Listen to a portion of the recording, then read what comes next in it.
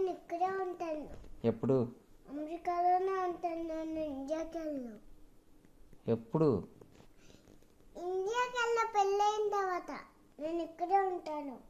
అమెరికాలోనే ఉంటాను. పెళ్ళైన తర్వాత ఇండియా వెళ్ళవాలని ఎవరు చెప్పారు? పెళ్ళైనా వేరే వేరే ఇంటికి వెళ్ళిపోతాను కదా, వాళ్ళ ఇంటిని వదిలేసి. అవునా?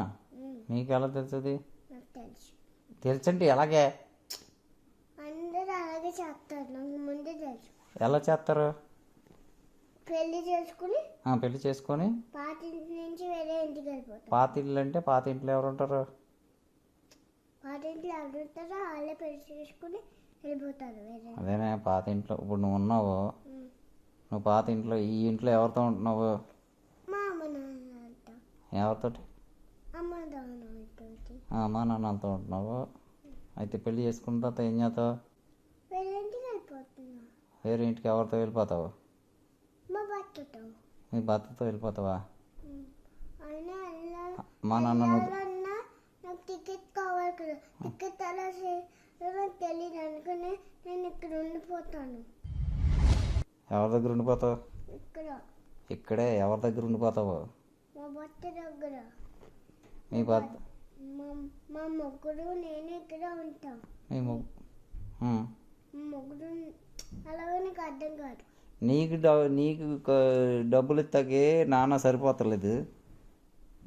నీకు మీ ఆయనకి ఏం కాదు, మీ భర్తకి ఏం చేయను మళ్ళీ అన్ని డబ్బులు ఎక్కడి నుంచి వస్తాయి నాన్నకి? ఆఫీస్ అయితే నీ ల్యాప్టాప్ ఉంది కదా, నీ ల్యాప్టాప్లో మా మా ముగ్గురు పని చేసుకుంటారు. నా ల్యాప్టాప్లో మీ మొగుడు పని చేసుకుంటాడా?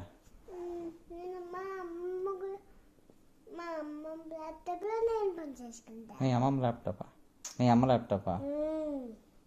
అమ్మ ల్యాప్టాప్లో నువ్వు పని చేసుకొని నా ల్యాప్టాప్లో మీ మొగుడు పని చేసుకుంటే మరి మేమేం చేయం? నేను అమ్మ మరి చచ్చిపోతారు కదా అప్పటికి. మేము బతికే ఉంటే ఒకవేళ మీరు బతికే ఉంటే మీరు చేయొచ్చు.